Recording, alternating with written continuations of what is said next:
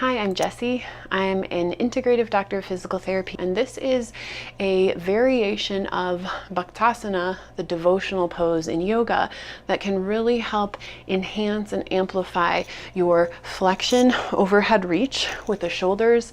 It can help to stretch the lats and really just give you some more mobility in the shoulders. You can do this posture on the floor. I'm going to use my high-low table just because it's what I have available. And you'll start on hands and knees with your palms underneath your shoulders, your knees underneath the hips. So this is like your general starting position. Then you'll widen the knees apart, untuck the toes so the feet are flat on the floor or the table. Bring the toes to touch, and then sink your hips back towards your heels, keeping the hands where they were. From here, you can gaze forward and walk your hands forward as far as you can without lifting the hips off the table, right? So your hips are low and your arms are walking forward just to get as much length as you can in the upper body.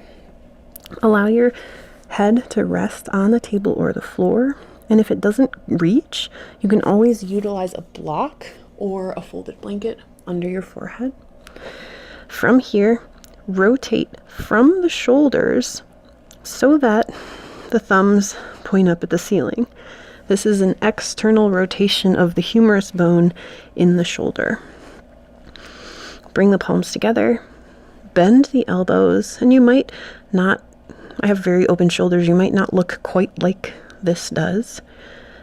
Come up as high as you can without any discomfort, maybe just a little edge of a stretch, and then walk the elbows forward and in toward your head, and sink your hips even further, and enjoy some nice, slow, deep, relaxing breathing here. In through your nose. You can imagine the breath pooling under the shoulder blades or into any area that you feel tension or restriction. Exhale, imagine any of that tension just oozing out through your forehead into the floor or the block or the blanket. And stay here for at least 5 to 10 very long, slow, deep breaths, encouraging your nervous system to relax and settle into this nice opening for the shoulders.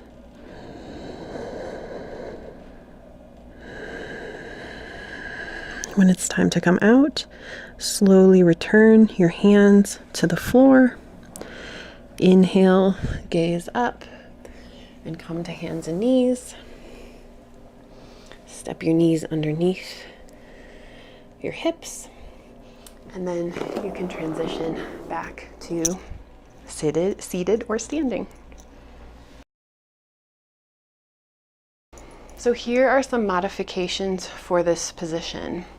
If you come to hands and knees,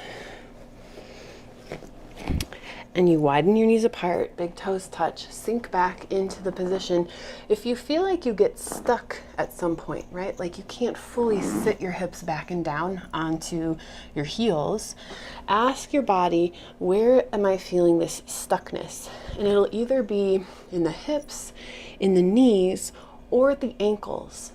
So if the stuck spot is at the ankles, it usually means that the ankles, the toes, can't be totally flat on the table. There's a restriction there. And what you would do is, if you were on a table of some sort, you would let your feet hang off of the edge of the table and then be able to come all the way back into the posture. If you don't have this kind of a setup, you can roll a towel or a yoga blanket like I have here. It really doesn't have to be anything fancy, and it doesn't have to be a humongous roll. It just depends on how much mobility you have or lack in the ankles. So you can place the rolled towel under the ankles and see if that allows you to sit all the way back and down into the pose. If the limitation when you're testing feels like it's more coming from the knees, and that could be like pain in the knees, or just the knees don't bend any further than that, you would take the same blanket setup in a relatively flat orientation of the blanket, take it behind the knees, and really pull the blanket up in the knee creases. And you can be pulling forward as you sink your hips back. And what this does is it gives a little bit of support, a little bit of space between the knees, and then you can come forward into the posture from there.